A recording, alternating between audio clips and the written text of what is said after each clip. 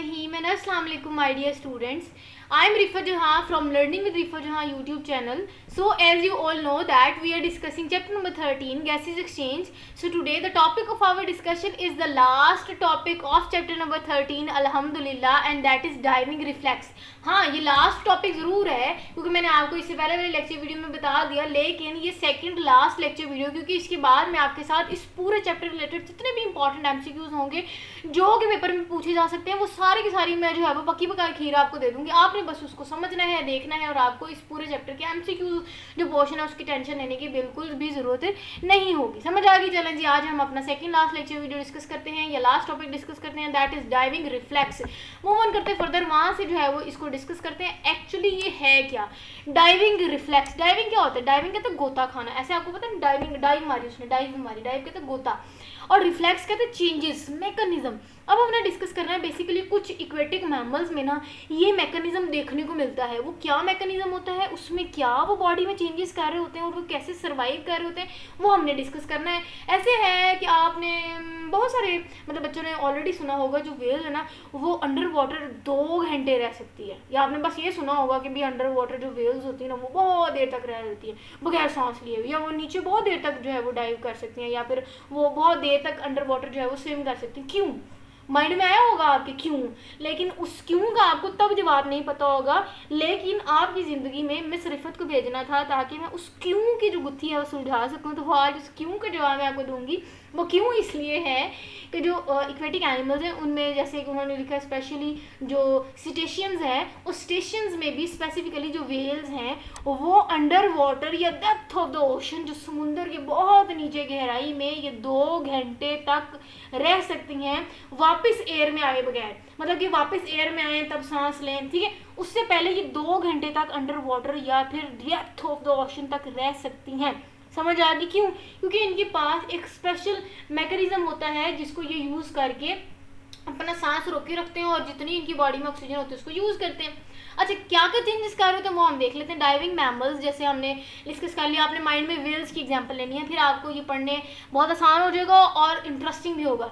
तो diving mammals में जो है उनमें अगर हम कंपैरिजन करें डाइविंग मैमल्स और वो मैमल जो गोता नहीं खाते, अगर हम दोनों को कंपैरिजन करें ना बेटा तो इन दोनों के जो ब्लड के वॉल्यूम है उन दोनों में ठीक ठाक डिफरेंस है। वो ये कि जो डाइविंग मैमल्स है ना इनके पास ब्लड की अमाउंट या ब्लड का जो वॉल्यूम होता है वो ट्वाइस होता है, डबल होता है as compare to non divers, ठीक है। इवन इनके बॉडी वेट से भी ज़्यादा इनके पास ब्लड होता है। हैरानगी वाली बात है ना।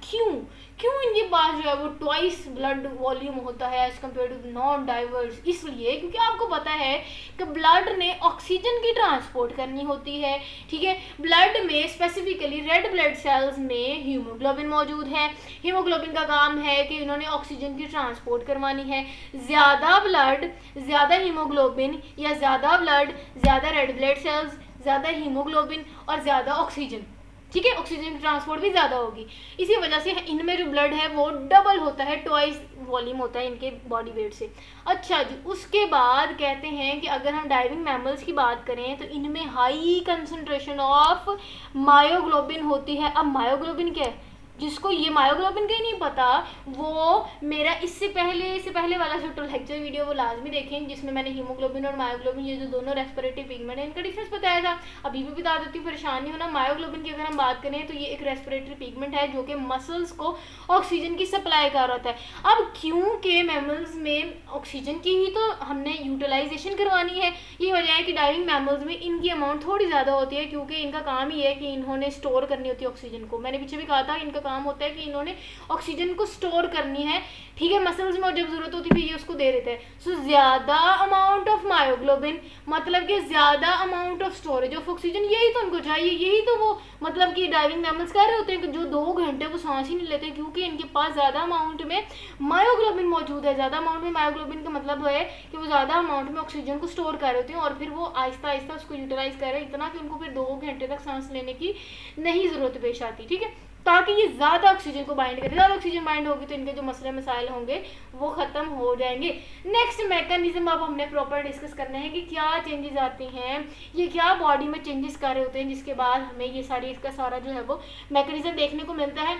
ऐसा है कि जो डाइविंग रिफ्लेक्स है ना, इसका एक प्रॉपर मैकेनिज्म है। इनमें जो मैमल्स हैं, स्पेसिफिकली वेल्स की अगर हम एग्जाम्पल लें या स्टेशंस जो होते हैं, ये जो स्टेशंस है ना, ये अपनी बॉडी में कुछ ऐसे चेंजेस कर रहे होते हैं कि ये जो है नॉर्मल आप कह सकते हैं हार्ट बीट है उसको स्लो डाउन कर देती। कितना स्लो डाउन कर देती, ये देख लीजिएगा 1/10, 1 से 10 गुना ये नॉर्मल आप कह सकते हैं जो हार्ट बीट का रेट है उससे ये स्लो कर रहे हैं।